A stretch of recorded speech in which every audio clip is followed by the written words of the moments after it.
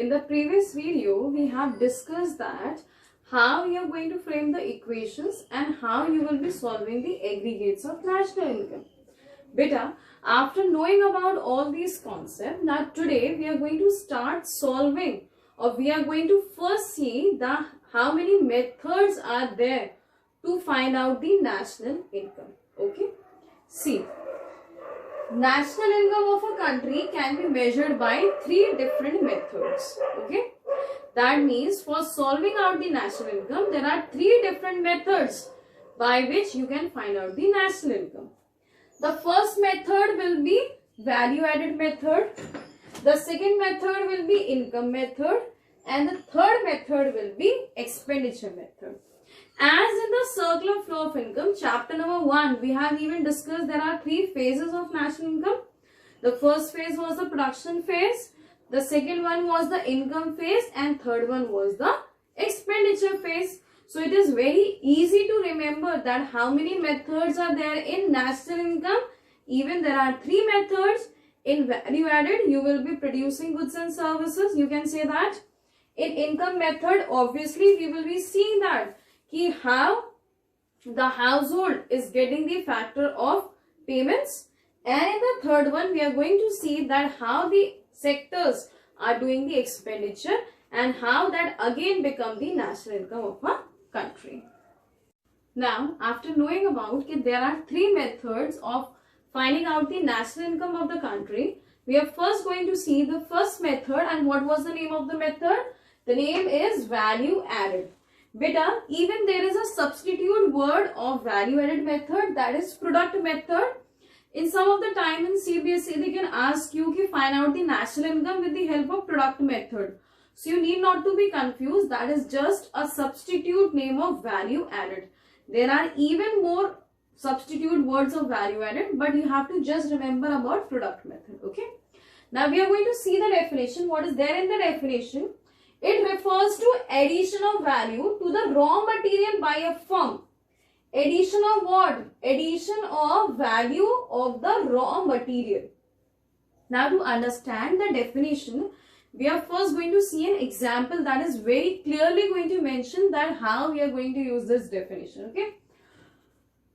See, let's suppose if I have made cookies. Cookies means you can say normally biscuits I have produced. For example, of rupees 800.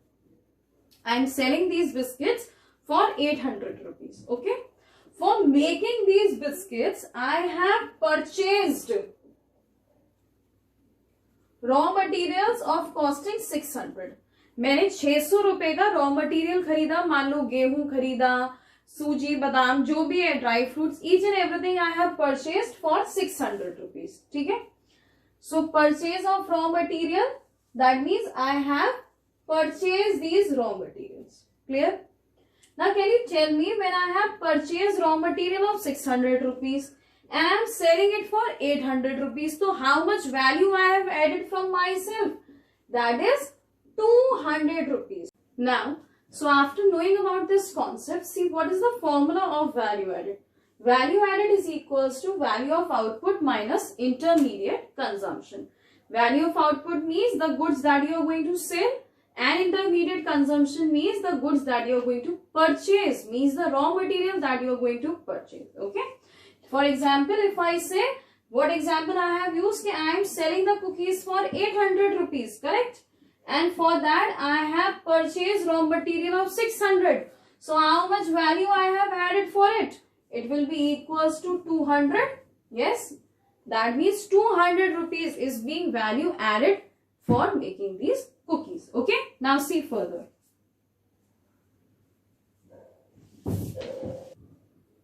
The formula of value added was value of output minus intermediate consumption. Now see beta, it can be at times that value added can be equals to sale. ठीक है? Value added will be equals to sale. अगर question में आपको value of output नहीं दे रखा होता है, तो क्वेश्चन में जरूर आपको सेल गिवन होगा. तो वैल्यू ऑफ आउटपुट आप किसके बराबर मानोगे? सेल के बराबर.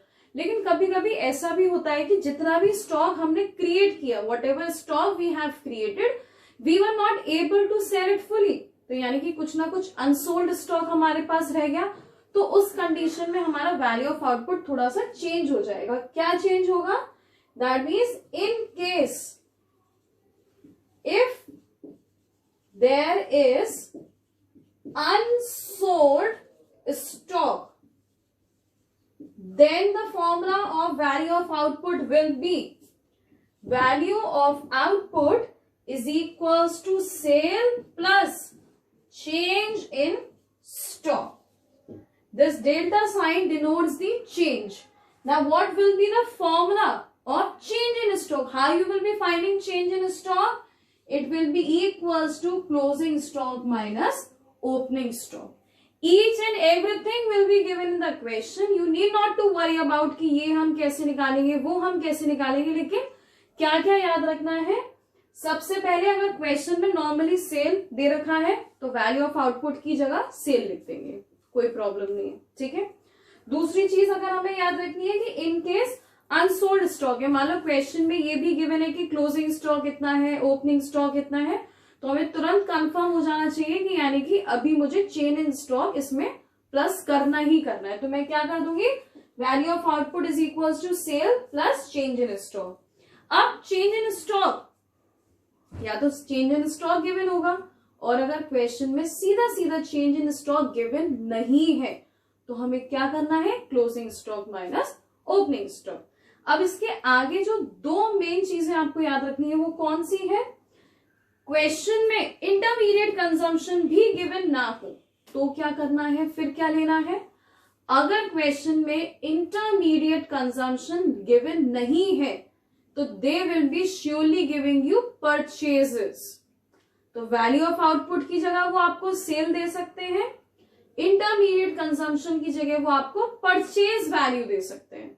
तो आपको बिल्कुल क्लियर कर देना है अपना माइंड कि क्वेश्चन अगर मुझे वैल्यू ऑफ आउटपुट या फिर इंटरमीडिएट कंजम्पशन नहीं देता तो वो मुझे श्योरली सेल और परचेज देगा, ठीक है।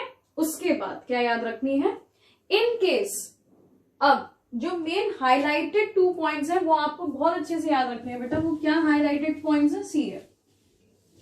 इन केस अगर वो आपसे कहते हैं कि intermediate consumption is there in the question, okay, they have given you intermediate consumption, और क्वेश्चन में इंपोर्ट्स भी मेंशन है,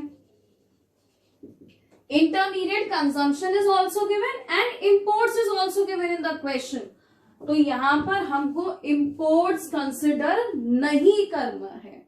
we need not to consider imports in that, is it clear? और जब वैल्यू ऑफ आउटपुट गिवन होता है तो हमें एक्सपोर्ट्स कंसिडर नहीं करना। We need not to consider exports in that, is it clear? Intermediate consumption given है तो इंपोर्ट्स कंसिडर नहीं करना, वैल्यू ऑफ आउटपुट गिवन है तो एक्सपोर्ट्स कंसिडर नहीं करना ना। Next question can be, ma'am कब करना है? इज देयर एनी केस कि we have to consider import and export? Yes there is a case. What is the case?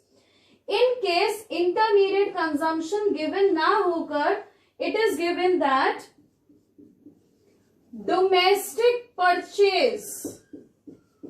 So in case when in the question domestic purchase is given, you have to consider imports, ठीक है। When you are going to add imports then it will be equals to intermediate consumption, clear? And इसमें भी कब करना है? अगर in case value of output it is given domestic sale. What is given? Domestic sale, then obviously you will be considering exports in it. So this you have to remember. These were the very basic, but they are very important to know about. What you have to add, what can be there in the question, what cannot be there in the question. And the last and the very important thing that you have to remember, when you are going to calculate the value added, you will be getting GDP at market price, ठीक है। GDP at market price मिलेगा, then you can further convert it to any aggregate whatever is asked in the question. It can be GDP at market price. Sometimes in the question it can even be given as कि find out GVA. GVA means gross value added. So it can be both the names which can be there in the question of value added